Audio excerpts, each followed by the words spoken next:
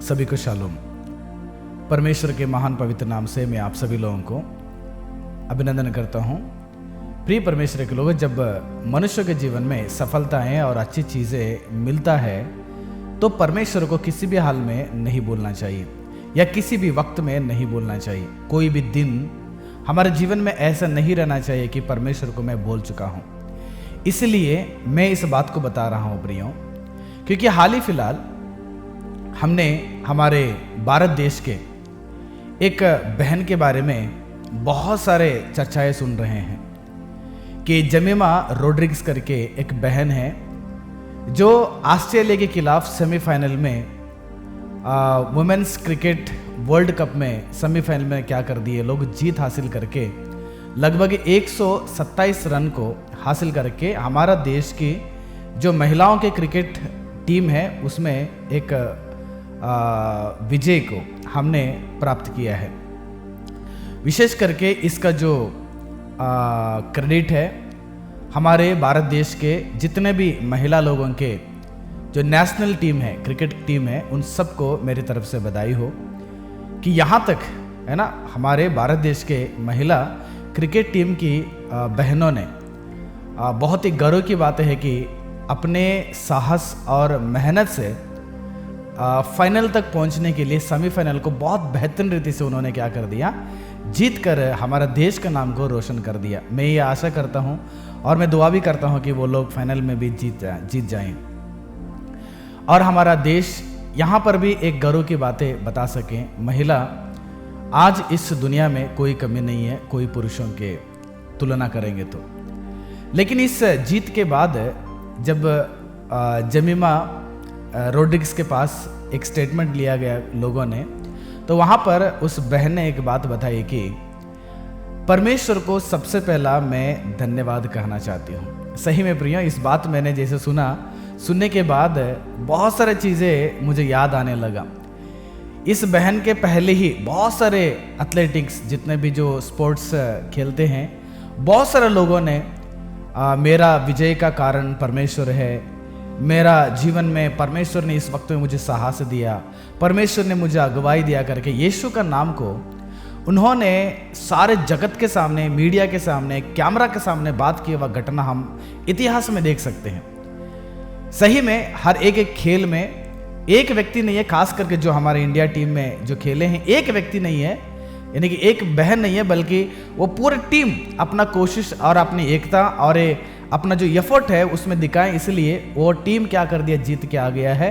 केवल टीम नहीं जीता बल्कि हमारा भारत देश के जितने भी करोड़ लोग हैं उन सबके जीवन में, दिलों में उन्होंने एक घर बना दिया है, प्यार का घर बना दिया।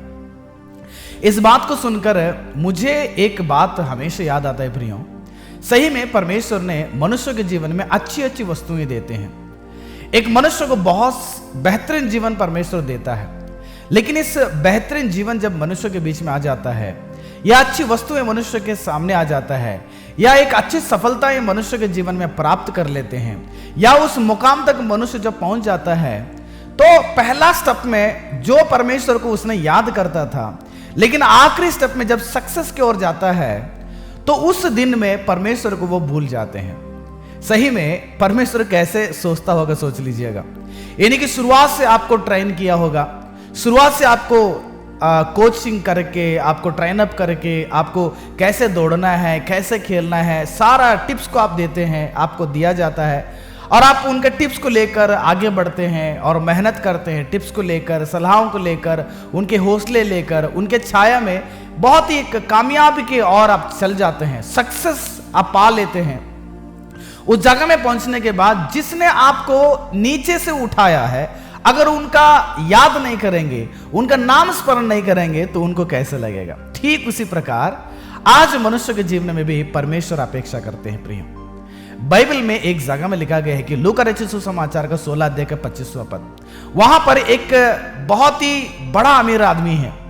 उस व्यक्ति के जीवन में आप 16 अध्याय का 19वां पद को जाके पढ़िएगा।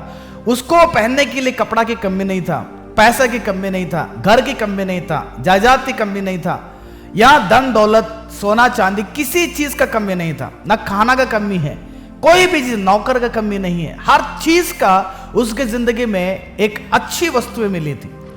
लेकिन जब उस व्यक्ति ने मर जाता है तो उसकी आत्मा जब नरक की उस आग में चला जाता है तो उस वक्त में उसने एक आवाज जो पैराडाइज में, स्वर्गलोक में रहने वाले लोगों को सुनाता है कि मेरा जीव में पानी डालने के लिए उस लाजरस जो व्यक्ति है, लाजर व्यक्ति है, उसको भेज देना अब्राहम, ताकि मेरे जीव में थोड़ा सा पानी डाल दे, मेरा जीव सूख गया है। तब अब्राहम उस शब्द का इस्तेमाल करता है कि तूने जीवन में अपनी अच्छी वस्तुओं को पा चुका है। सही में हर रोज उस अमीर आदमी ने, हर रोज एक दिन भी ऐसा नहीं हुआ कि उसने परमेश्वर की याद करता हो, उसने परमेश्वर के भवन में गया हो, उसने परमेश्वर के सामने घुटने टेका हो, उसने परमेश्वर के लिए धन्यवाद का, मुंह से धन्यवाद का वेदी चढ़ाया हो, धन्यवाद का बलि चढ़ाया हो। एक दिन भी ऐसे उसके जिंदगी में नहीं है। हर रोज जो है उसने बैंजनी कपड़े पहनकर, मलमल की कपड़े पहनकर, धूमधाम से सोना चांदी पहनकर हमेशा अपने लग्जरी लाइफ को बिताते हुए अपने समय को बिताया। एक दिन भी अपने आयु में उसके बनाए हुए सृष्टिकर्ता का नाम को लेना, उसके लिए समय देना कभी भी नहीं सोचा प्रिय। लेकिन आखिर में उसकी जिंदगी जब नरक की उस आग के कुंड में पहुंच गया तब इसने पछताने लगा। सही में प्रियो, याद रखिएगा, बाइबल बताता है कि याकूब के पत्र 1:17 में हर एक वस्तुएं, हर एक अच्छा वरदान और हर एक मैं उस वचन को पढ़ना चाहता हूं। देखिएगा, याकूब का पत्र 1:17, हर एक अच्छा वरदान और हर एक सिद्ध दान ऊपर से है, ऊपर से है, परमेश्वर से है।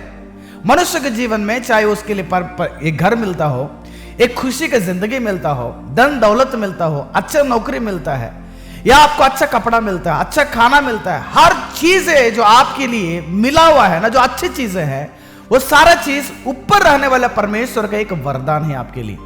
परमेश्वर ने दिया हुआ एक अच्छी वस्तुएं हैं आपके लिए, परमेश्वर ने दिया हुआ अच्छा वरदान आपके लिए, अच्छा दान परमेश्वर ने आपको देता है। लेकिन ये चीज मनुष्य के जीवन में जैसे बढ़ते रहेगा, जैसे बढ़ते रहेगा, जैसे बढ़ते रहेगा, जिस चीज को दिया है उस परमेश्वर को भूल जाते हैं प्रियो। बाइबल में सुलेमान राजा एक व्यक्ति है, जब दाऊद के बाद दाऊद के सिंहासन में उसका बेटा को बैठाना पड़ता था, इसलिए जब बचपन में राजा सुलेमान को उस राजगद्दी दिया गया, एक दिन परमेश्वर के पास जाकर रोने लगा, पीटने लगा, दुहाई करने लगा परमेश्वर से। पहला राजाओं का 3 अध्याय जाके पढ़िएगा, 11 और 13 पद पढ़ते तो बताया गया कि परमेश्वर के सामने जब इसने प्रार्थना किया, परमेश्वर की प्रार्थना सुनाई दिया, परमेश्वर ने आकर सुलेमान से पूछते हैं, सुलेमान आपको क्या चाहिए? उसने ना धन दौलत मांगा, पैसा मांगा, नौकरी मांगा, कुछ भी नहीं मांगा। उसने एक ही चीज मांगा, प्रभु मुझे बुद्धि और ज्ञान देना ताकि तेरे लोगों में आगे बढ़ा सकूं, उनका न्याय को चुका सकूं। जब परमेश्वर के पास ऐसे दुहाई देता है, परमेश्वर ने ज्ञान के साथ उनके संपत्ति को, उनके राजगद्दी को, उनके सेना को, उनके राज्य को और उनके धन दौलत सोना चांदी, उनका सारे महल को पूरा चेंज कर दिया, पूरा बहुत बढ़ गया।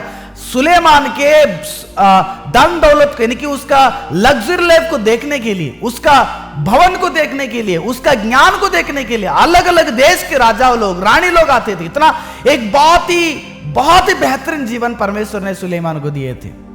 लेकिन ये सारा चीज परमेश्वर ने सुलेमान को तब दिया गया था, सुलेमान ने जब परमेश्वर से मांगा गया था।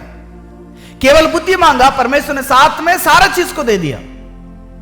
लेकिन आप वही राजाओं का पहला ग्रंथ का 11वां अध्याय से 11वां देखकर 4 पद से लेकर 11 पद तक जाके पढ़िएगा। जितने अन्य लोगों ने सुलेमान को पत्नियां उपपत्नियां बनकर आ गए, उन सब के सब लोग क्या कर दिया पता है? सुलेमान के मन को फिरा दिया, सुलेमान को उनकी देवताओं की ओर फिरा दिया, और सुलेमान सच्चा परमेश्वर को छोड़कर झूठे के पीछे जाकर अपनी जिंदगी में सबसे बड़ा गलत करता है। वो सोच लीजिएगा, मनुष्य के जीवन में ऐसे ही है। सुलेमान को एक बार याद आना चाहिए था, सुलेमान को थोड़ा समझ में आना चाहिए था कि मुझे परमेश्वर ने दिया है, मुझे किसी भी हालत में परमेश्वर को छोड़ के नहीं जाना है। राजगद्दी परमेश्वर ने दिया, पैसा परमेश्वर ने दिया, लोग परमेश्वर ने दिया, सेना परमेश्वर ने दिया, चांदी परमेश्वर ने दिया, महल इतना बड़ा एक क्या बोलते हैं महल को परमेश्वर ने दिया, इस मंदिर को बनाने की ताकत भी परमेश्वर ने दिया। ये कोई भी मेरा नहीं, सब परमेश्वर का है, परमेश्वर का महिमा मिले। एक भी थोड़ा सा भी सुलेमान ने स्मरण नहीं किया प्रियो। उतना जल्दी से सच्चा खुदा को छोड़कर झूठ के पीछे जाकर अपने जिंदगी में सबसे बड़ा गलती करता है। सोच लीजिएगा, जिसने दिया है, जिसने उसको बढ़ाया है, जिसने उसके जीवन को बेहतरीन बनाया, उस परमेश्वर ने वहां पर बैठ के क्या सोच रहा होगा? ओ सुलेमान, मैंने आपको दिया था, लेकिन आपने क्या कर दिया? मुझे भूल गया, मुझे भूल गया, जिसने मैंने मेरे हाथों से तुझे संसार में लाया था, मेरे अनुग्रह से मैंने आपको सारा चीज को दिया गया था। प्रिय परमेश्वर के लोग, हमारे बीच में अगर कोई ऐसे हैं जो आपको परमेश्वर ने अच्छी वस्तुएं दिए हैं, अगर आप परमेश्वर को भूल चुके हैं, परमेश्वर को याद नहीं कर रहे हो, परमेश्वर को उपासना नहीं कर रहे, परमेश्वर का स्मरण नहीं कर रहे, परमेश्वर के वचन का ध्यान नहीं कर रहे, परमेश्वर के पास बैठकर एक घड़ी प्रार्थना नहीं कर पा रहे हैं, या परमेश्वर की सेवा नहीं कर पा रहे हैं, या परमेश्वर के सेवकाई में हिस्सादार नहीं बन पा रहे हैं, या तुम्हारा कलीसिया की जिम्मेदारी नहीं उठाना चाहते हैं, या परमेश्वर के लिए पवित्र जीवन नहीं बिताना चाहते हैं, तो तुम भी उस व्यक्ति के जैसे हो जो व्यक्ति संसार में दिन भर हर रोज धूमधाम से जिंदगी बिताया, आखिरी में उसने जाकर नरक के कुंड में पड़ने के बाद उसको पछताना पड़ा, उसको याद करना पड़ा, उस धधकती हुई आग में उसको पता चल गया मैंने बड़ा गलती कर दिया। लेकिन वो सारा हमारे बीच में गवाही की तरह है कि मुझे किसी भी हालत में मेरा परमेश्वर को छोड़ना नहीं चाहिए। कितना हमारा परमेश्वर कितना अच्छा है। व्यवस्था विवरण की 8वां अध्याय का 10वां और 14 पद को पढ़ते हैं तो वहां पर इस्राएलियों को परमेश्वर ने एक बात को कहा था। क्या कहा था पता है? देखिएगा, 8वां अध्याय का 10 और 14 पद पढ़ेंगे तो परमेश्वर ने इस्राएलियों को कहा, इस्राएल के लोगों, जब जिस देश को मैंने आपको पहुंचाने वाला हूं, कनान देश में, वहां पर जाने के बाद आप पेट भर खाते हो, आपको पेट भर खाना मिलेगा, आपका अच्छा जमीन मिलेगा, आपको अच्छा फसल मिलेगा, आपको अच्छे कपड़े मिलेंगे, आपको एक बहुत बेहतरीन जीवन, बहुत अच्छा देश मिलेगा। लेकिन जाने के बाद किसी भी हालत में मुझे नहीं बोलना चाहिए, मुझे स्मरण करते रहो करके परमेश्वर ने अपने मुंह खोलकर इस्राएल लोगों को कहा था। और उस परमेश्वर के बात को इतना जल्दी भूल गए हैं। न्यायों का 2 अध्याय का 10वां पद 12 पद को पढ़ते हैं तो 2 अध्याय का 12 पद को सारे नेक्स्ट जनरेशन सारा परमेश्वर को भूल गए, सारे झूठ के पीछे। और उन दिनों में, उन देशों में जो उपासना करते थे, उन झूठ की उपासना करने के लिए वो अपने जीवन को खत्म बढ़ा दी। सोच लीजिएगा, यहां पर आज हमारा जीवन में ऐसी गवाहियां हैं, समाज क्या कहता है, मीडिया क्या कहता है, दुनिया के लोग क्या कहते हैं, कोई भी शर्मिंदगी नहीं, कोई भी डरे नहीं, डटे होकर हिम्मत से सबके सामने बोल रहे कि परमेश्वर को महिमा मिले, यीशु को महिमा मिले, यीशु मसीह का कारण मैं यहां पर हूं, यीशु मसीह की हिम्मत से मैं यहां पर इस मुकाम तक आया हूं करके लोगों ने मुंह खोलकर हिम्मत से यीशु मसीह का नाम को ले रहे हैं। लेकिन आज हम परमेश्वर के जीवन, हमारे जीवन में परमेश्वर को याद तक नहीं करना चाहते हैं, परमेश्वर को स्मरण तक करना नहीं चाहता। हमारा थिंक में नहीं आ रहा है कि परमेश्वर को सोचना है, परमेश्वर को जाकर प्रार्थना करना है, एक थैंक्स कहना करके। इस्राएल के लोग भूल गए, राजा सुलेमान भूल गया। ऐसे बाइबल में बहुत सारे घटनाएं आपको मिल सकते हैं प्रिय। इसलिए आज हम सब लोग मिलकर उस बहन को याद करेंगे, जेमिमा रोड्रिग्स को, कि उन्होंने मीडिया के सामने, सारे देश के सामने उन्होंने कहा थैंक्स टू जीसस। सही में यीशु को धन्यवाद की है उसने। आज भी हमारे जीवन में ये हिम्मत आना चाहिए कि मैं यीशु मसीह का हूं, मेरा एक पहचान मैं दुनिया को कैसे दे रहा हूं, मैं मेरा मुंह से दे रहा हूं, मेरे जीवन से दे रहा हूं, मेरे चाल चलन से दे रहा हूं। प्रियो, हम घटना चाहिए, प्रभु यीशु मसीह हमारी जिंदगी से बढ़ना चाहिए। यीशु मसीह का पहचान लोगों को देने के लिए तैयार होना है, क्योंकि यीशु मसीह मनुष्य का जीवन को बदलता है, यीशु मसीह मनुष्य का हृदय को बदलता है, यीशु मसीह मनुष्यों का जीवन में एक अनंत जीवन देता है। स्वर्गीय का रास्ता केवल यीशु मसीह है। यीशु मसीह आएगा, मनुष्य के परिवार में शांति मिलेगा। यीशु मसीह आएंगे, मनुष्य के जीवन में पाप से छुटकारा मिलेगा, शैतान से छुटकारा मिलेगा। यीशु मसीह आएंगे, उस डरे हुए मनुष्य के जीवन में हिम्मत मिलेगा, अंधविश्वास से दूर हो जाएगा, एक सच्चाई पर खड़ा रहेंगे। उस सच्चा खुदा प्रभु यीशु मसीह को मैं और आप कैसे समाज को प्रस्तुत कर रहे हैं, और मैं और आप परमेश्वर के जीवन में, इस संसार की जिंदगी में जितने परमेश्वर ने हमें दिया है, उन चीजों को इस्तेमाल करते हुए क्या मैं परमेश्वर को याद करता हूं?